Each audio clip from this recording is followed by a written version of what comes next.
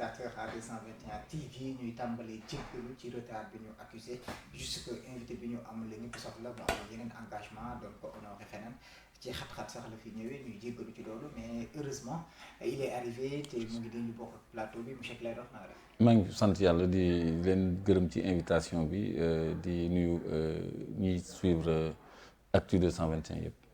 d'accord ñu ngi lay nuyu di la jaajëfal aussi ci disponibilité bi di wax ne mu ngi noonu mooy monsieur Clédor Sène di président du mouvement Clair Vision nekk tamit membre fondateur mouvement citoyen bu bees bi fi juddu léegi ñu koy wax le peuple donc comme ni ma koy defee saa su nekk ci ànd ak Samsidine. Moustapha maa ngi lay nuyu di nuyu suñu invité di nuyu téléspectateur à 221. d'accord à 221 donc sans plus tarder monsieur Sène dañuy dugg rek ci face à l'actualité. tout à fait commencer ko ak li nga xam ne mooy question d'actualité bu taxaw mooy ñi nga xam ne mooy commission ad hoc bi tey ci suba nekkoon nañ en réunion di liggéey ci li nga xam ne mooy levée de l'immunité Ousmane Sonko. dégg nañ ci ay démissions. moo ngi mel ni vice président bi ak keneen ki nga xam ne mooy non inscrit. dégg nañ ci aussi ñu réclamer ay démissions ci mel ni ke fa toogal waa PDS que Cheikh Bara Dolly bu bokk gis-gis réclamer ko. lan mooy sa jàngat ci procédure boobu.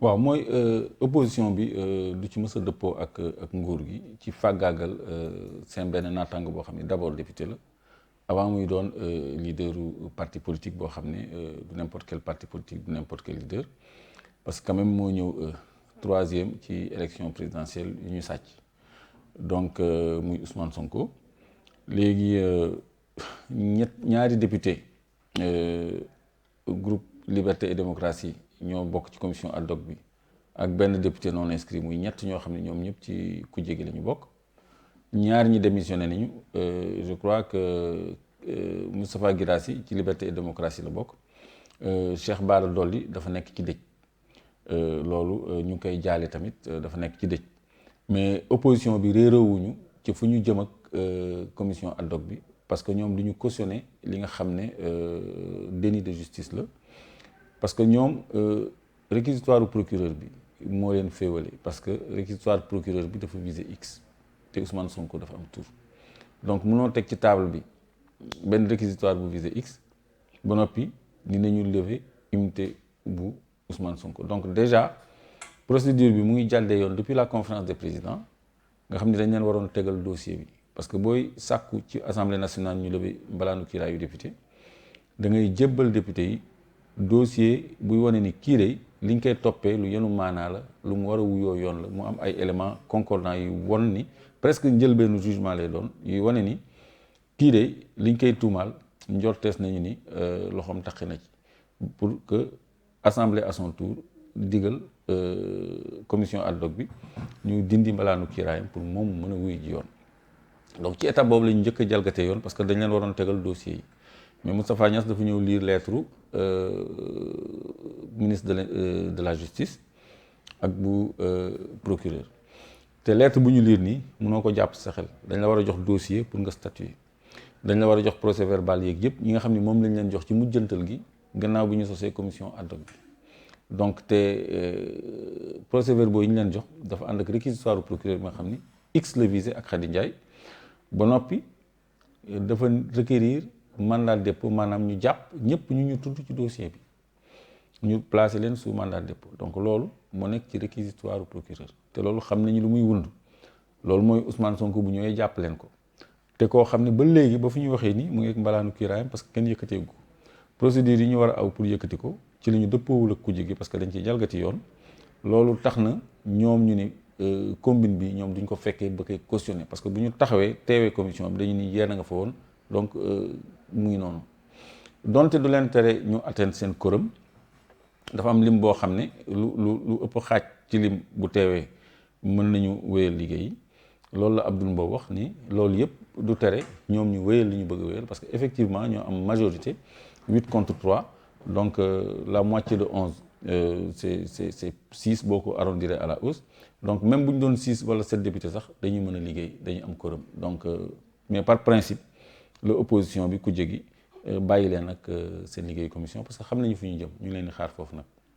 d'accord ñu ngi leen di xaar foofu première réaction Samsidine. waaw bu ñu déggee monsieur Clédor li monsieur Sène li mu wax si loolu noonu ñu ngi jàng tey si presse bi sëñ Bara Dolly moom noonu nga xam ne ñoom du ñu démissionné ndax du ñu def la politique de la 16/8 suñu xoolee par exemple allégation yi opposition bi wax Abdou Mbow da koo démonté de toutes pièces nee na ñoom ils sont dans la calomnie et la dénonciation boobu noonu ñu ne ndax argument yu ñu joxe dara valable ci.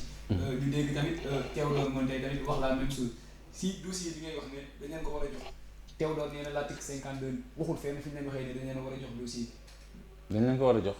non moom bi mu wax ne moom nee na waxuñu fenn dañ leen ko war a jox ndax confidentiel la war a nekk.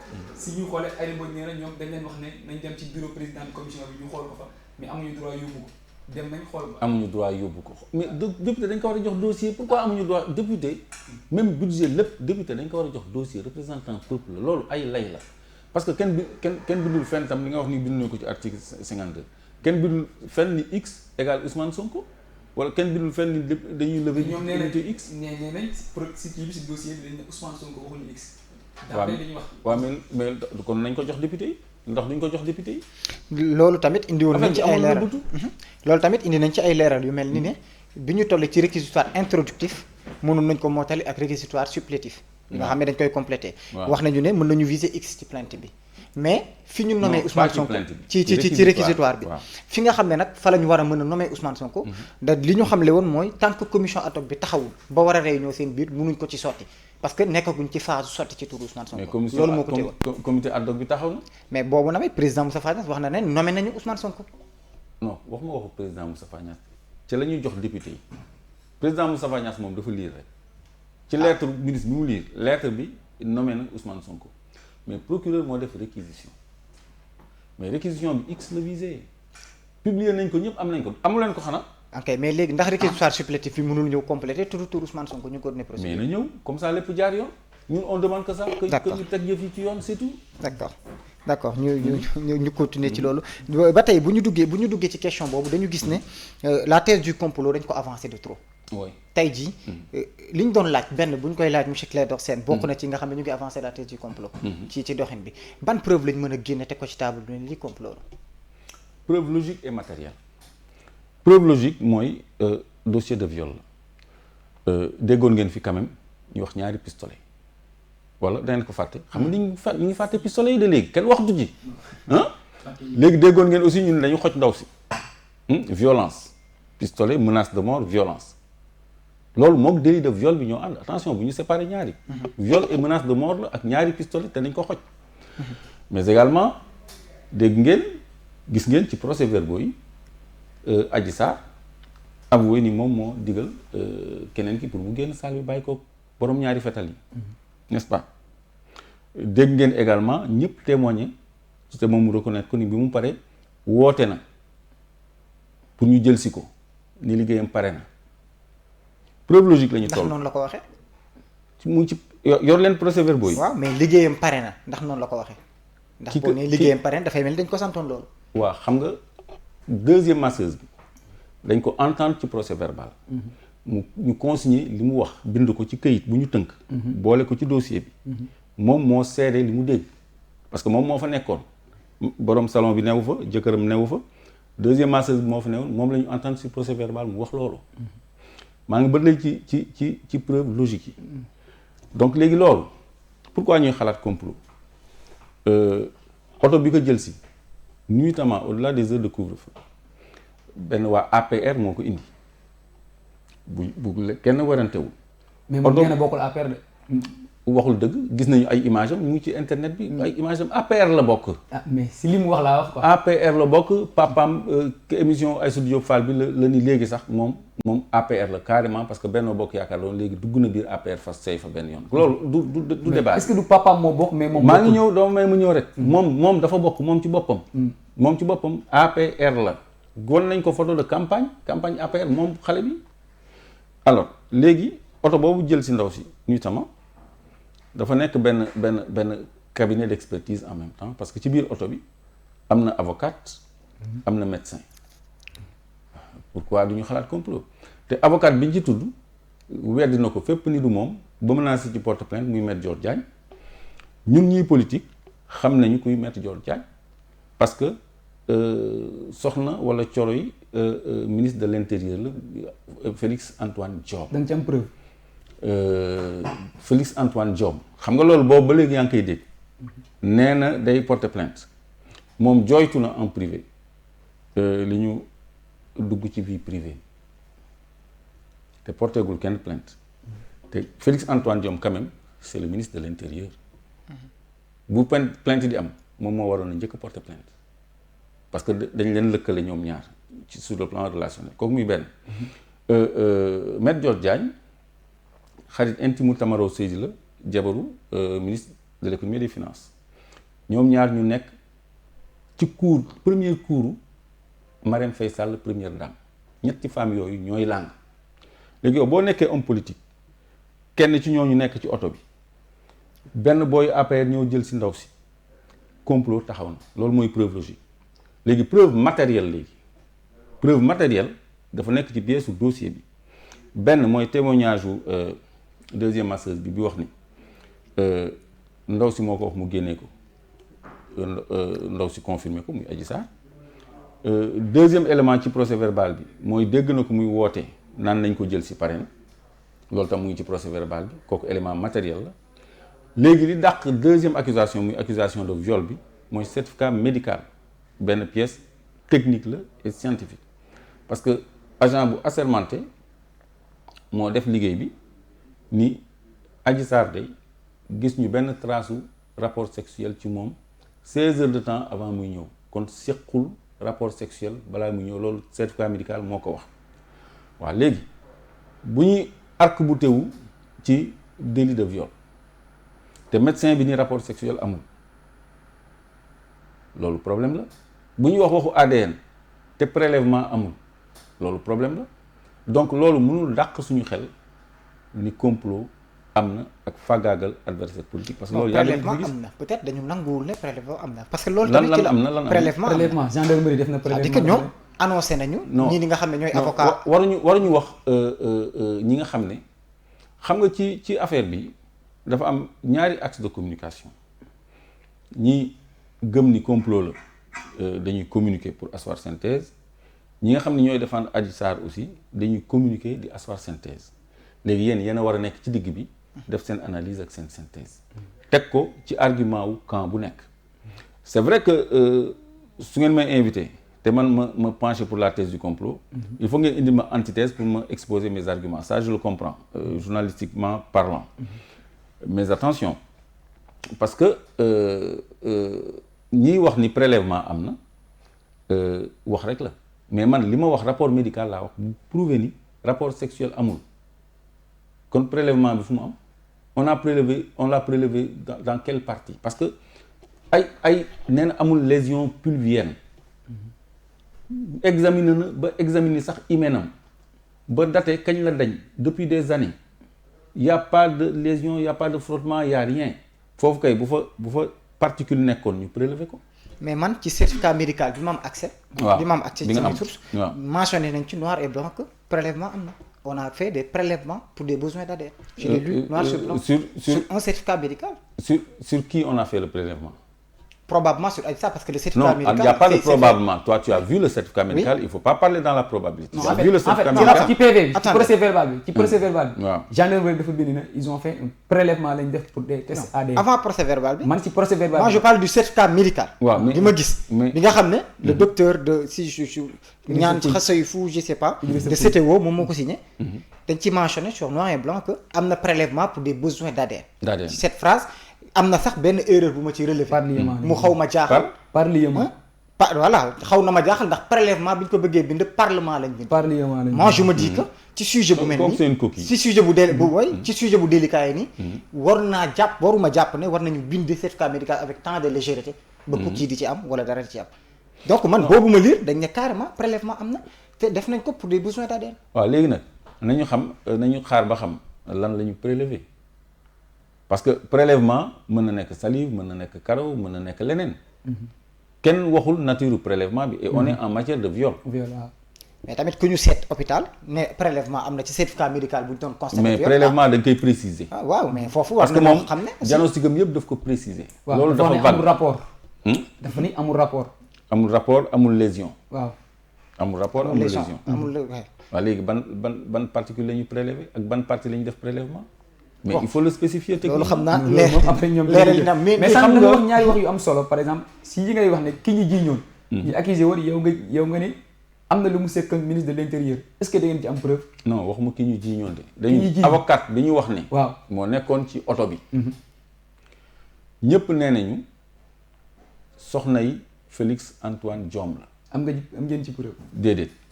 mais moom weddiwu ko. Antoine Diome weddiwu ko. te ñoom ñëpp porté wuñu plainte am na ñaari journaliste seen naataango yu ñu ciblé woon ni dañ leen di porter plainte mais loolu ñu ngi koy xaar ba léegi parce que aussi Sénégal nit ñi xamante nañu.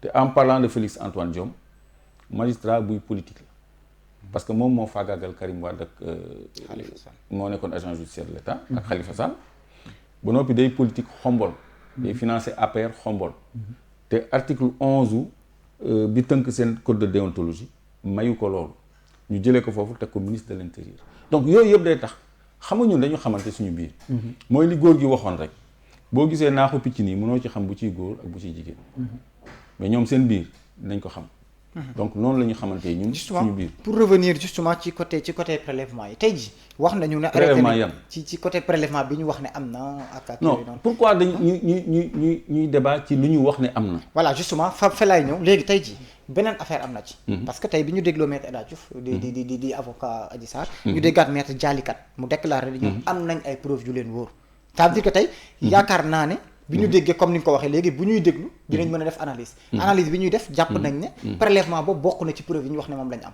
tey li ñuy réclamer te maître El Hadji Diouf di ko réclamer ci turu Adji Sarr mooy Ousmane Sonko nangu li nga xam ne mooy test ADN est-ce que jàpp nga ne war na ko nangu d'abord du El Hadji Diouf moo ko war a réclamer parce que moom avocat la du instructeur ouais, c'est le juge d'instruction moo war a réclamer loolu parce que El Hadji Diouf le bâtonnier daf ko rappelé woon à l'ordre ni ko bu mu dugg ci dossier am na benn débat bu mu mujjee def fii daf ni moom du dugg ci dossier parce que le bâtonnier lui a rappelé à l'ordre justement donc lan moo changé ba ñoom ñu continuer di plaider par voie de presse ba léegi parce que affaire bi dafa am une bataille d'opinion léegi nag le dossier va aller en justice bu demee justice mais enquête bi dana leeral li ñuy supputer yépp am na prélèvement amul prélèvement am nañu lu wóor amul leen lu wóor mais bu ñu demee ba ci cëppaandaw bi mais lépp dina leer bu leeree justice def liggéeyam loolu rek la.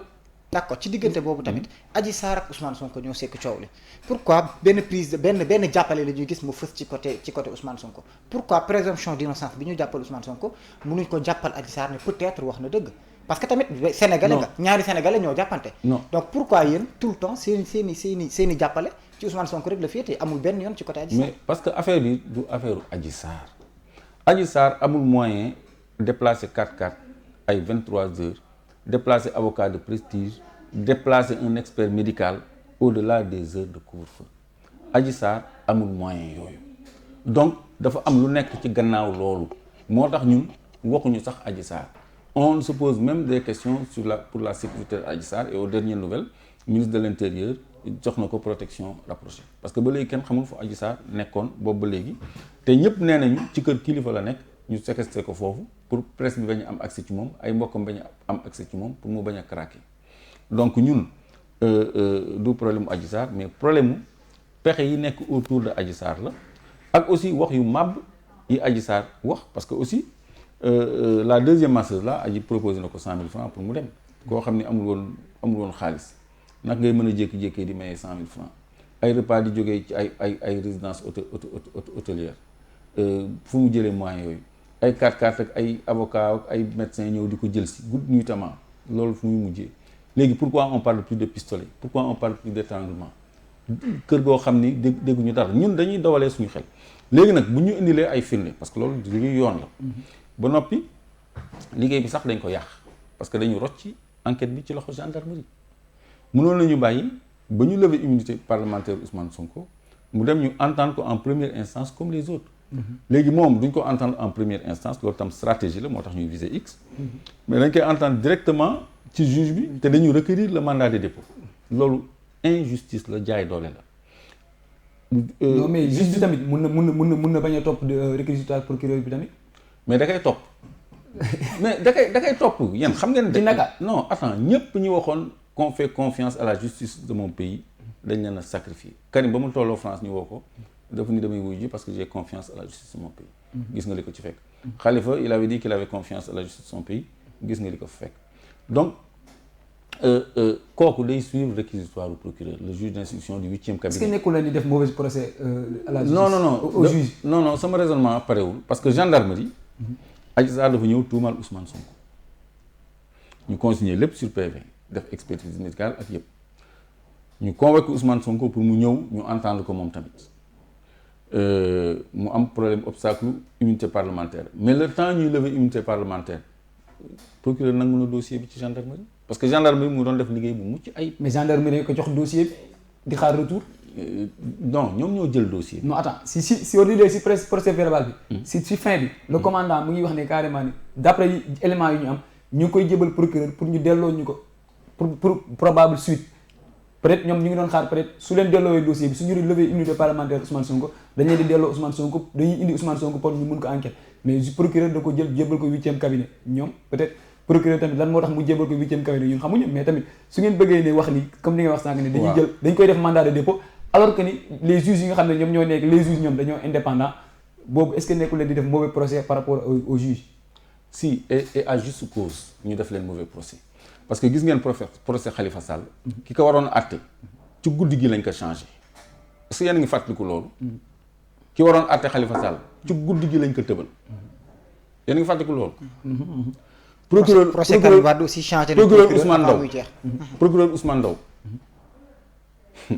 am na fu mu àggoon ci liggéeyam dañ ko tëbal de façon discourtoise kon ñun justice boobu la ñu ban loxo moo nekk ci gannaaw ñooñu ñu tey gis nañu Antoine Diome ministère de l'intérieur ñun dañuy politique te xam nañu ñu ko séqal seen mauvaise foi ak seen manque de respect de la République des institutions et des lois dañuy jalgati yoon président Pape Diop moom la Macky Sall njëkk a woolu fii bu muy doog a falu il était président du Sénat ñu woolu ko gendarmerie Foire fii te kenn levé immunité parlementaire Khalifa Sall mandat député am da ko fekk en prison ñu war ci tirer les conséquences de droit bàyyi ko CEDEAO ñëw abondé dans ce sens ñu ni non amul immunité parlementaire mais ba am na fu ñu àgg ci procédure bi plusieurs mois après dañu obligé dajaloo comme comité ad hoc bi pour yëkkati mbalaanu kiiraayam kon ça veut dire que amoon na ko de respecté wuñ ko kon ñooñu ban confiance lañ leen di def ñun qui faisons la politique et qui sont comme ñu xam seen manque de moralité ban kóolute lañ leen di def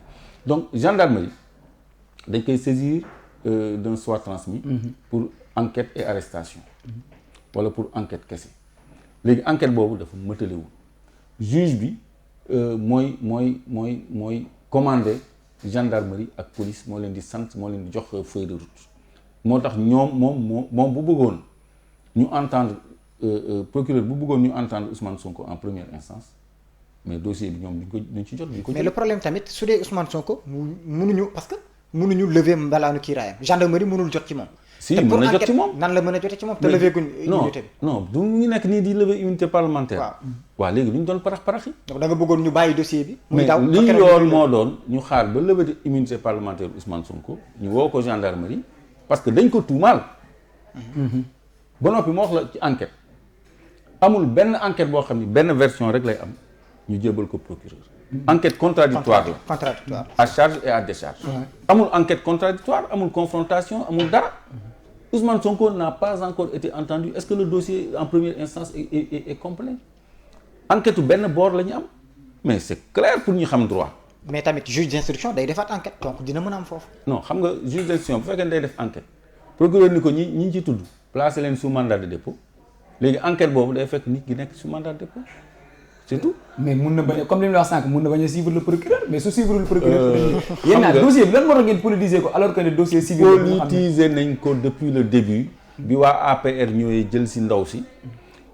ànd ak avocat am ak médecin am wax ay wax yoo xam ni du waxu dëgg ay pistolet ak ay xoj loolu kenn ñemeetu ko dugal ci dossier bi. mais loolu nañ ko indi parce que Ousmane Sonko dañ ko tuumaal ni dafay ñëw dimanche ak ñaari pistolet kan mooy def loolu.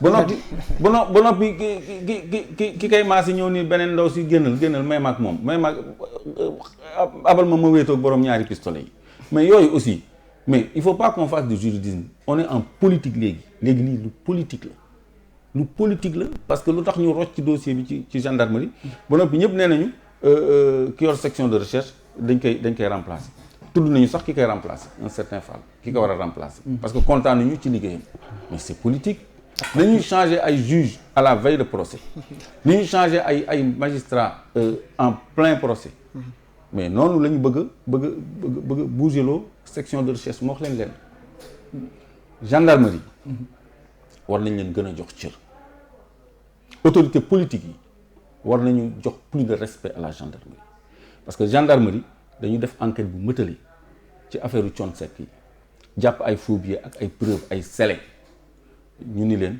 ay Kleenex ngeen jàpp c'est frustrant muy première chose deuxième chose ñu jekk Bougazelli ni bi yoon on va sécuriser l'enquête ñu jël ay précautions filmer ko topp ko déguisé wu en client jël chambre d'hôtel apporté ko ñu def transaction ak des gendarmes ñu filmer transaction yi enregistré lépp ñu dem ba ci maalu oto mu génnee lu muy génnee ñu jël lépp ñu téye ko flagrant délit mu proposer 10 millions pour ñu bàyyi ko ñu yokk ko ci dossier tentative de corruption xam nga bi yoon mënuñu wax Kleenex la mais quand même bàyyi nañ ko. liberté provisoire. kii ñëw def liggéeyam war a jàll ci ay réquisitions téléphoniques pour xam booyu APR boobu ak avocat beeg ñoom Adji Sarr lan lañ doon waxante ñu rocci dossier bi seen loxo mais réquisition Sonatel yooyu mais dafa waroon leeral lu bëri mais pourquoi cette précipitation pourquoi ñun duñu xalaat ni projet faagaagal opposant politique moo nekk ci gannaaw mais on le pense loolu c'est trop clair léegi nag opinion bu partagé la ñaari camp rek am ku nekk na défendre position mais ñun wóor nañu ni lii jusqu'à preuve du contraire complot politique la su ma gisee leneen lu may won ni lii dara newu ci complot politique je me rangerai à ça parce que dëgg rek moo ñu tax. est-ce que jar na ngeen taxer président Macky Sall de dictateur sur ce sujet bi nga xam ne peut-être laale wu ci taxee wu ci ndax première accusation yi Ousmane Sonko def moom la wax le ministre de la justice ak le procureur le procureur de la République ak le ministre de l'intérieur alors que ni peut-être suñu waxoon sax ministre de la justice ñu ne waaw mais mu bàyyi fi ñi nga xam ne ñu ñoo def enquête bi yëpp mu tudd le président de la République comme si c'était que ni daa am lu mu ci laale. waaw xam nga yéen da ngeen xamul état nu muy doxee on dit que le président de la République est le Sénégalais le plus informé le mieux informé. lu tax ñu koy wax parce que dafa am ay services de renseignement yu converger secrétariat général à la présidence. muy le renseignement militaire gendarmerie police renseignement général moom am na sax ay corps spéciaux yu nekk foofu yoo xam ne duñ ko baaxoo sax di tudd ci plateau parce que bu ñu nee rondom ñu bëri xamuñu paaju police boobu ak am na yeneen tamit ñoo xam ne lépp lu xew ñoom dañ koy xam kooku muy benn dafa am fichier police ak gendarmerie bu tudd GI GI mooy grande identité man mii ci laa bokk c'est-à-dire boo amee yenn tur yi ku mel ni Balla Gaye wala Youssou Ndour tey ji exemple rek laay jox nañ ma baal ci li mu leen cité parce que li ñu siiw moo tax ma cité leen te am ñu leen gëm ñu nekk seen gannaaw mbooloo yu nekk seen gannaaw wala Modou Lo boo doon police bu dem di ko arrêté ñooñu dañ nekk ci fichier bu ñu waxee GI il faut que ñu remonter ko seen chef remonter ko ministère de l'intérieur le ministre ndigal lay am pour arrêter kooku Ousmane Sonko mën nañ ko arrêter ci lu Macky Sall yëgul mun te ne kenn ñemewul jël décision boobu man simple DG dem naa seeti ko pour enquête ko ci ay affaire wañ yu mu amoon àllum kaañ mu pare ma recevoir mais dafa jékki-jékki ni non ministre bee ko woo après mujj gi recevoir ñu ñoom dañuy laaj sax ndigal parce que dafa am benn hiérarchie kooku muy chaîne de remontée information. je pense que confirmation bi am na 31 décembre président waxal na ko boppam. confirmation lan. ne moom la ñuy laaj pour jàpp. je pense que 31 décembre wax na ne. ñenn ñi. procureur ministre de la justice lay woo laaj ko. ministre de la justice man lay woo laaj d'accord waaw fa laa doon daanele pourtant da nga ma kar léegi Félix Antoine Diome moom mooy ministre de l'intérieur xaritu président de la République la kon kooku mënul am dossier ci Ousmane Sonko bu Macky Sall yëgu te Macky Sall moo wax fii li nga ma fàttali léegi am na ñoo xam ne boo leen arrêté coow day bëri fitna day bëri loolu jar na ñu dëgg ci tànk moom moo ko waxoon 31 décembre. déclaration bu irresponsable du reste. que je cautionne pas du tout. xanaa Ousmane Sonko moom bu ñu ko jàppee benn coow du am logique pour logique pourquoi mu bàyyi processus boobu déroulé wu xam nga Sénégal dafa toll foo xam ne même président Macky Sall mën na jouer rôle ci décrispation parce que l'heure est grave parce que ñaari camp ñoo nekk en veillée d'armes parce que affaire yi c'est très sérieux affaire yi du faux.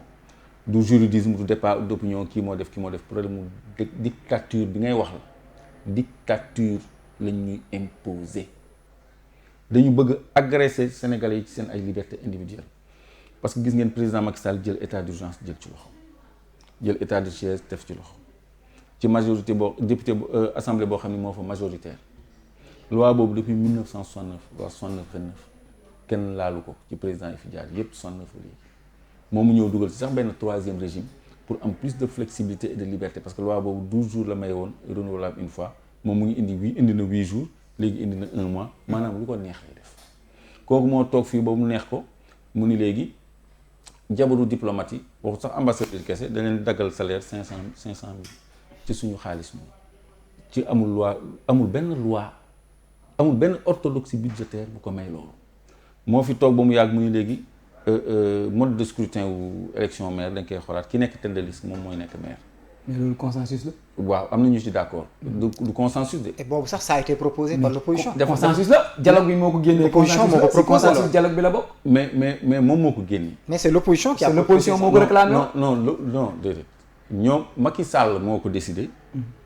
opposition bi approuvé ko. mais ci gannaaw ga xam nga yéen da ngeen may kar ci gannaaw ga la ñu xam lu mu ci jublu parce que après lan la ci teg ni léegi sax le maire man maa koy nommé par décret le maire de la ville léegi man maa koy nommé loolu du dictature ñu dem ba ci biir mu ni la ville ci boppam sax daf koy supprimer léegi jékki-jékki ni fële département la Kër Massar département la. mais yéen suñu xoolee ci peut-être li nga doon wax sànq ne l'heure est grave. l'heure est très grave. l'heure est très grave mais yéen li ñuy wax ne comme bu daay gi commencé tàkk mais yéen fayoo leen daay gi de. daay gi ko ndax keroog seen conférence de presse bi ñu wax. daay gi ko taal mais bu daay gi tàkkee ku daal daay bi mais bu daay gi tàkkee ngeen xam ne Sénégal ñun ñëpp la fi nekkal jéem leen ko fay. mais yéen jéemoo leen ko fay. non xaaral ndax booy woote appel à la résistance. dañu koy jéem a fay. boo nee dañuy comme Sams dinañ ñëw ci point boobu justement dinañ ci ñëw donc dama bëgg rek mais ngeen dimbali ma dama am engagement justement donc dañuy terminer benn question avant ñuy dugg justement ci nga xam ne mooy mouvement citoyen le peuple ci moom la ñuy jeexale donc benn question rek tey jii bu ñu jéggee cadre viol bi ñu ngi dégg ne gis nañ fi ay experts yu génnaat ne procureur mën na viser Ousmane Sonko li nga xam ne mooy appel à l'insurrection te mën nañ ko ci daal bien sûr donc tey jii loolu tamit jàpp nga ne bu liy jaxle tamit mënuñ ko daal ci loolu mais bien sûr est-ce que kon jàpp nga ne Ousmane Sonko li mu def keroog li mu wax ñu xëy manifestation am mën nañ ko jàppe appel à l'insurrection mais bien sûr parce que loolu c'est des délits politiques mu ngi mel ni participation à marche manifestation non autorisée attroupement sur la voie publique yooyu yëpp c'est des délits politiques actes et manœuvres de nature à jeter le discrédit sur les institutions et leur fonctionnement et ou leur fonctionnement c'est des délits politiques c'est l'article 80 actes et manœuvres de nature à remettre en cause la sûreté de l'État yooyu c'est des délits politiques man dund naa article politiciens yëpp dund nañu article 80 kooku c'est loolu du bett kenn c'est l'arme du régime te régime bu ñëw nag day ne article 80 da koy supprimer Abdoulaye Wade waxoon na ko bàyyi ko fi Macky Sall jooyoon na ko combattoon na ko bu ñëwee moom mu lay utiliser tamit donc loolu vraiment dafa jot organisation de droit de l'homme yi ñu attaquer cette disposition liberticide muy article 80 ci suñu disposition judiciaire. kon jàpp nga ne buñ ko ci condamné yoon la. waaw parce que la loi le prévoit délit politique la. d'accord def na délit boobu wala def ko. non àgguñ fa parce que man gisuguma fi appel à l'insurrection. non wax na. lan la wax ñu xëy conférence de presse këram du ay réseaux sociaux wàcc xeex le combat est mortel et ça commence maintenant nañu janoog ñoom ñun ñi xëy. le combat est mortel. mu nañu xëy. pas mooy on va pas jouer Ousmane Sonko. Ouais, le combat est mortel.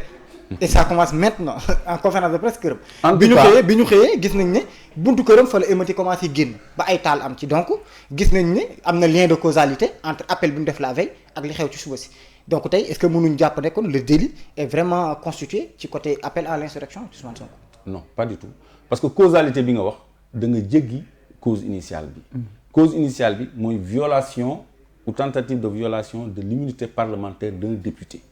boo xam ni gendarmerie daf ko convoqué mu ni publiquement man député laa je suis couvert de mon immunité su ngeen lever sama immunité 10 heures 5 minutes après ma wuy mais du ma nangu ngeen jël si ma alors que je suis couvert de mon immunité te ñun dañuy am ay renseignements parce que tout le monde est infiltré ñun dañu infiltrante ñun dañu infiltré ñoom tamit dañ leen infiltré c'est comme ça que ça marche au Sénégal donc lu xew fale dañ koy xam lu xew ci ñun tamit dañ koy xam donc on a des informations comme quoi ñoom dañ ko bëgg a jël si man militaire mu woo ay militants ñu défendre immunité parlementaire kon causalité bi mooy la violation de cette loi qui a consisté à vouloir venir arrêter un député couvert de son immunité kooku mu bu fekkoon ni comme ni mu ko waxee woon sànq dañu xaar ba procédure commission ad hoc bi pare comme moom moo wax publiquement su ngeen lever sama immunité 5 minutes après ma ñëw ñu entendre ko. mais causalité bi amul acte ndax biñ ko convoqué mu évoqué immunité parlementaire kenn jëliwu ko. parce que la convocation acte amul. acte muy am bi police ñëwee këram. non dañoo ñëw pour maintien de l'ordre mooy mission police aussi. Il y avait le désordre. Bah, rassemblement am na en période de couvre-feu déjà ça rek désordre. Il y a pas le désordre, il y a pas le désordre. Mais rassemblement am na. Mais rassemblement mu ngi am tout le temps en période de ce couvre-feu bidon parce que tous les vendredis on prie à la mosquée, les marchés sont bondés, les bus sont bondés. Les gens affaire bi mais tout est naturel, on vit presque normalement. On a interdit les luuma mais les vendeurs se sont autorisés de vendre sur les places publiques boo demee 2 voies front de terre yi ñu ngi jaay comme si de rien n'était donc tout marche normalement. D'accord. ban attroupement l'espace universitaire. gis ngeen foofu xaw ma ndax dañuy dem université les étudiants se regroupent et tout. Justement. Donc parce que foofu c'est un régime spécial. Donc où est le problème. D'accord. moom war na quand même c'est un homme politique. bu am ñu ko gëm c'est des jeunes il a une base politique. bu fekkee ni dañ ko bëgg a jaay doole moom ban doole la moom amul police amul gendarmerie amul justice amul ay magistrats yoo xam ne da nga leen di sant ñuy def moom amul loolu yëpp mais il a que ses militants il se défend. D'accord mais def na délit politique loolu nangu ko. délit politique defaguñ ko parce que y a pas encore d'insurrection au Sénégal insurrection est-ce que xam nga ni insurrection. ñoo xam nañ ko. insurrection mooy jóg pour daaneel nguur. loolu mooy insurrection. appel à l'insurrection lañ def. waxaguñ ne am na mais appel bi xam nga tamit. non loolu. y a l'élément moral dans la constitution lu ñuy taw yi la rek. appel à l'insurrection vraiment Ousmane Sonko n'a pas appelé à l'insurrection nag. mën nañu ni incitation à une manifestation non autorisée. daa wax nga léegi ne délit politique la def na ko. mais délit politique la da nga ma ne ndax mën nañ ko condamner ci loolu ma ni la waaw délit politique la parce que ñoom ñooy indi seen qualification ñoom mën gis nga boo nekkee politicien. doo am benn chef d'inculpation de politicien du am benn chef. yu bari lañ lay def ay 9 lañ lay limal sa avocat day sonn ay 9. léegi bu génnee muy wàññi di wàññi des benn. incitation à la violence, incitation à l'insurrection, acte et manœuvre de nature à jeter sur le discrédit sur les institutions ou leur fonctionnement. Parce que woo nañ ko mënu di ñëw. Acte et manœuvre de nature à remettre en cause la sécurité nationale, et cetera et cetera. su ma ko doon lim fii yéen ñeena may arrêté parce que gis naa ñu ngi may sax arrêté. dafa bëri loolu yëpp lañ lay bindal. non arrêté dañ lay chargé gis nga magistrat yi li ñu jàng yëpp dañ koy tari ci sa dossier. sa avocat nag benn sax dolu ci doy. maintenant benn sax juste une question réponse dañuy wax souvent naan Adji Sarr ay mbokkam ñu ngi koy wër dañ ko séquestré est-ce que yéen ñi nga xam ne yéen a féete ci ñuy défendre Ousmane Sonko kenn daf ci gis mbokk Adji Sarr wala kenn daf ci wax ak famille Adji Sarr mu ne ko gisuñ seen doom. ma yokkal la ci par exemple yéen ngeen boole ci exiger ñu delloo ko ay mbokkam. comme si est-ce que famille ñoo ne leen gisuñ seen doom. man dama exiger ñu delloo ko ay mbokkam yéen keroog seen conférence de presse ba monsieur Mboub si je ne me trompe pas ki njëkk a jël parole moo ne nous exigeons que Adji Sarr soit remis à sa famille. waaw dëgg la xam nga lu tax pour le mettre à la disposition des journalistes. xam nga lu tax Adji Sarr dañ ko encadré fi mu nekk ñëpp gis nañu papaam jóge na dëkkam ñëw ni doomam lay seet waxul damay dem ci doomam day seet doomam kooku c'est un message clair Adji Sarr ñu ngi koy préparer pour une communication pour des communications. mais diggante bi papaam waxaatul leer ñu tamit ba xam mu ngeeg doomam. waaw papaam kenn déggatu ko moom tamit. waaw gars yi dañoo am doole de. fan ngeen di teg ne fan ngeen di teg ne ay mbokkam jotuñ ci moom. ay mbokkam ñoo koy wër. parce que man gisaguma benn mbokkam. ay mbokkam dañuy def réunion de famille. ni dañu bëgg a wax ak seen doom. mënuñu gis seen doom. papaam jóge Gambie ñëw di wër doomam. xam nga te moom mook nit ñi ñoo dëkkandoo fii gannaaw raay seen famille xam nañ leen bu baax. Adji Sarr jógewul ci jaww ji dëkkam boobu jóge na fa bu yàgg mu ngi fii gannaaw raay. nekkatul ci île boobu de mu ngi fii gannaaw raay donc foofu sax la prestation bi fuité ba ñu lal pexe yooyu et tout ça. ñi mu dëkkal xam nañ ko mais kenn mënatu ko gis. moom fu mu dëkk fa mu doon yeewoo nekkatu fa fu mu ne. fañ ko daan fekkatuñ ko fa mënatuñ ko jot téléphone lu waral loolu ba noppi ministre de l'intérieur ni da koy teg sous protection rapprochée man maa gën a soxla protection rapprochée Adji Sarr man maa gën a nekk en danger que Adji Sarr. d'accord loolu leneen la léegi xam naa. comme ni nga waxee côté temps bi dama lay bàyyiwaat ak Samsidine. waaw mu ñëwaat ci question bi ñu terminer ko question bi ñu doon wax ci côté. waaw li mu doon wax sànq ma ne leen daal yéen ngeen ne l'heure est grave ba nga ne sànq nga ne l'heure est très grave ba pare yéen ngeen di woote naan qu'on mette en place des comités de résistance dans les quartiers. benn kooku fayul daal kuy taay daal moo koy wax.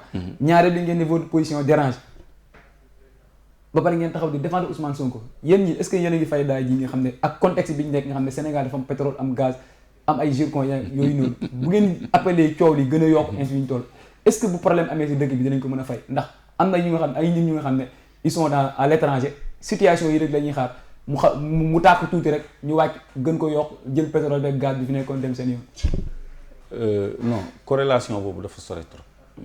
gis nga problème mu Sénégal xam nga loo gis benn wàññi boo gis benn lay tàmbale. waaw d'accord maa ngi ñëw comprendre naa sa question bi lépp gis nga Sénégal ay doomu Sénégal ñoo koy réglé benn ingérence étrangère duñ ko fi accepter même bu fi naroon a am. parce que France mu ngi fi pour défendre ay intérêt gis ngeen boo gisee may wax dictature gis ngeen fii période de couvre-feu ñu génne ay samba boy les marrons du feu borom doole yooyu di wër di jàpp booy te police ne fi gendarmerie bi ne fi yow nga jël sax armée sa loxo génne nga sax armée yi jugóor rond-point RTS lan la ñuy tiit mais ñii dañoo tiit ministre boobu moo amul pignon sur rue gis nga dëkk bi mu jaxasoo seen samba booy yooyu la ñuy génne ñu civilu rax ci nit ñi di jàpp booy wala di torturer booy di xeex ak nit ñi ñoom dañoo pare seen lépp ñoom seen police doyu leen seen gendarmerie doyu leen seen armée doyu leen formé nañu seen milice te ñëpp gis nañ leen ces marrons du feu là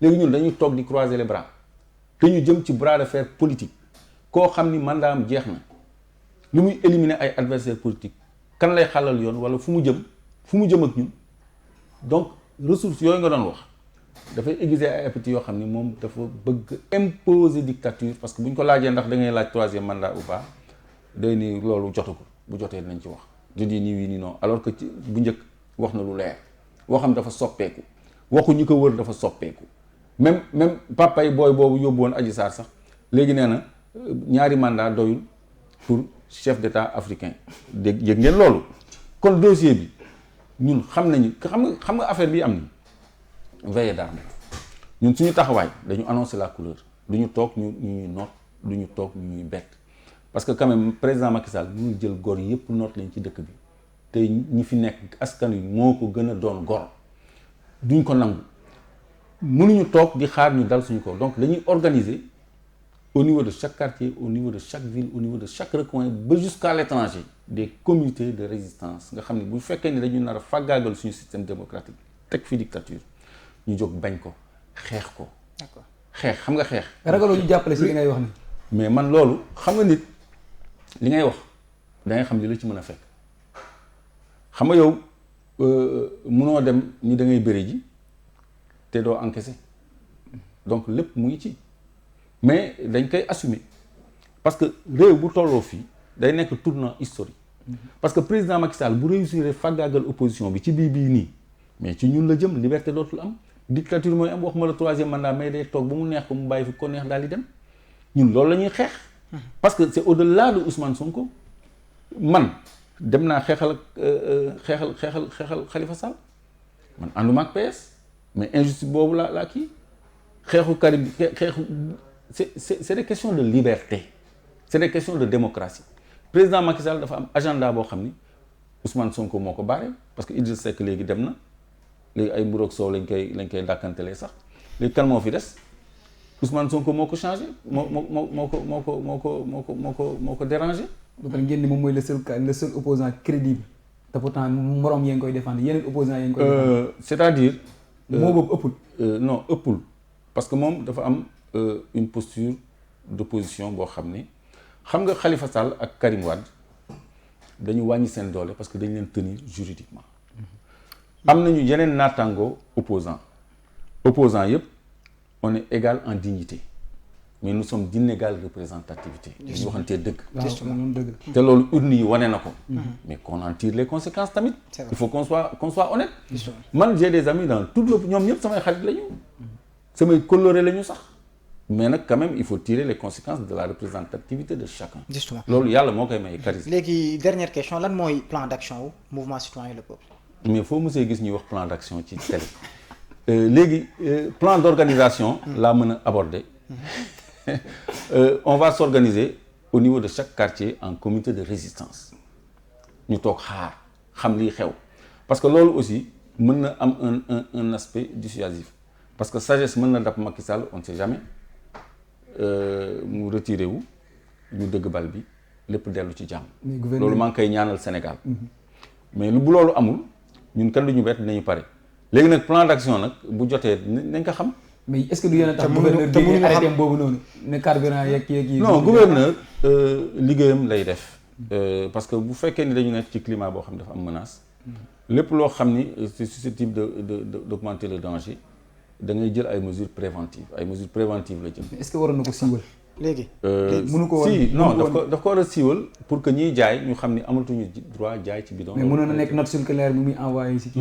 non loolu mënul nekk note circulaire à l'intérieur foog mu def ko arrêté parce que dañu ni nul n'est censé ignorer la loi. les mesures administratives doivent être rendues publiques dañu am ay standards de publication. dañu am ay obligations de publication. donc noonu la République di doxee ñëpp xam nga yow tey xam nga day doo dem jëli bidon da ngay jëli essence. léegi borom tool yi ñu ngi casse parce qu'ils ont des motopompes et des groupes électrogènes parce que ñoom léegi mesure bi daf leen impacté. donc bon mais nag contournement fépp la am. mais borom léegi ma ñëwaat ci plan mu le peuple parce que soxla dañu xam aussi ci le peuple tey lan mooy jéego bi nga xam ne mooy teguwaat ci kanam. keroog gis nañ leen nga def conférence. xam nga bëgg nañu xam dara ci li xam nga il est trop tôt de parler de programme de mise en œuvre de projets alternatifs.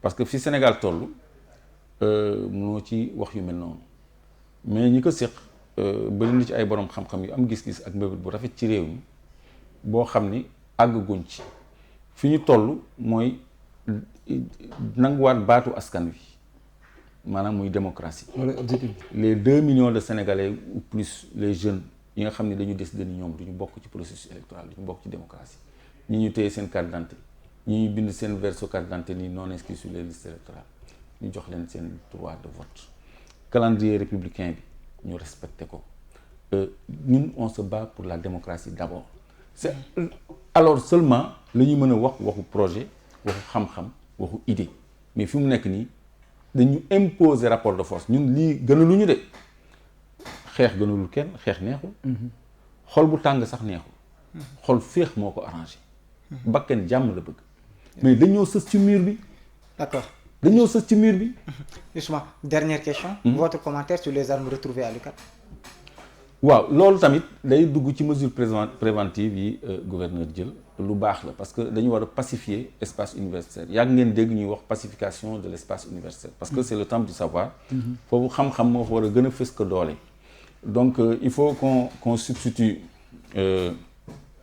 aux arguments de la force des arguments te koo xam ni jàng moo ko tax a jóg def naa loolu la war a jiital donc luy polluer espace universitaire bi la c'est vrai que c'est un espace contestataire mais contestation estudiantine ñun ay xeer lañ ci xamoon ak ay taal pneu ak barrer circulation ak yooyu donc ay jaasi ay armes blanches yooyu c'est vraiment trop donc loolu mesure préventive bu may saluer la et beaucoup d'étudiants ont ma position également parce que yàgg nañu réclamer la pacification de l'espace universitaire qui est une vraie cité.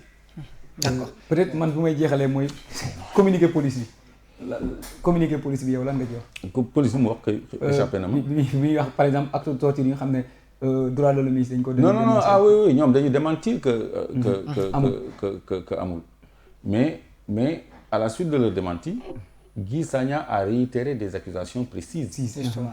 léegi nañu tontu ci loolu. D'accord ba noppi. en cas de torture. Y a des enquêtes indépendantes. Colonel Abdou Aziz Fall mës nañ ko préposer mu enquête ci ay cas de torture yu ñu accusé woon gendarmerie. te moom il était gendarme il a fait l'enquête de façon impartiale et il a établi que l'ex-député Modissi avait été torturé donc am na toujours ay moyens yoo xam ne ay moyens d'enquête yoo xam ne mën nañu établir les cas de torture dossier Ardo Gningue bi tamit moom am na lu mu ci waxoon mais ba léegi aussi jéemuñu situer responsabilité bu njëkk nag boobu c'était pas le régime de Macky Sall. L'administration fonctionnait normalement mais maintenant l'administration ne fonctionne plus normalement loolu mooy problème bi parce que kaaw Ardo Gningue bi tamit ba léegi leeragul y a un boutiquier boo xam ne dañ ko agressé dans sa boutique arnaqué ko racketté ko violenté ko ba léegi situé wuñu responsabilité yi te yooyu bu amaan bu njëkk dañ daan def enquête yoo xam ne dañ daan situé responsabilité yi ba summi kenn ki ma gis ñu summi ko rek mooy ki doon sukkal sëriñam te loolu vraiment am nañu def pire que ça te dara fekku leen ci. justement ñu ngi lay remercier sa disponibilité di lay remercier encore une fois bàyyi la nga tàggu. waaw maa ngi tàggu waa Actu 221 yëpp di jéggalu ci yàkkamti bi ci kàddu gi parce que engagement yeeg liggéey bi moo bëri rek mais terewul xam naa ni ñor di ngeen sama 30 minutes ba mu jege waxtu wala mu mot ko mais je crois que waxtaan bi jaroon na ko xam naa beneen yoon ci teyu bakken dinañ ñëw am ay jotaayu waxtaan incha allah te ñu xam ni rek ñun coalition citoyenne le peuple jógul pour yëkkati fitna mais dafa jóg pour empêcher fitna am parce que dëkk bi bu tolloo fi nga jëm da nga koy wax kii jëm ci yow mu xam ni yow caaxaanuloo léegi bu accepter confrontation bi ñu mën a partager responsabilité yi dans les deux camps loolu nag Sénégal war na dépasser foofu war nañu dépasser xeex pour ay ndaw di voter war nañu dépasser xeex pour justice aw yoon war nañu dépasser xeex pour démocratie aw yoon loolu vraiment dañ ko xeexoon depuis les années 88 président Macky Sall mu ñu delluwaat ci xeex boobu parce que man taxawaay bii laa amoon 88 et c'est extraordinaire qu'en 2021 ma war a taxawaat pour xeex démocratie. justement voilà mbokk waa 221 TV ma àndoon ak Samsidine Diatta ñu dalaloon monsieur Clédor Sène président du mouvement Clair Vision aussi membre fondateur de la coalition le citoyenne le peuple ñu koy remercier ci disponibilité bi di leen remercier seen fidélité di leen jox rendez-vous ci beneen émission face à l'actualité demain 13h avec Moustapha Guirassy.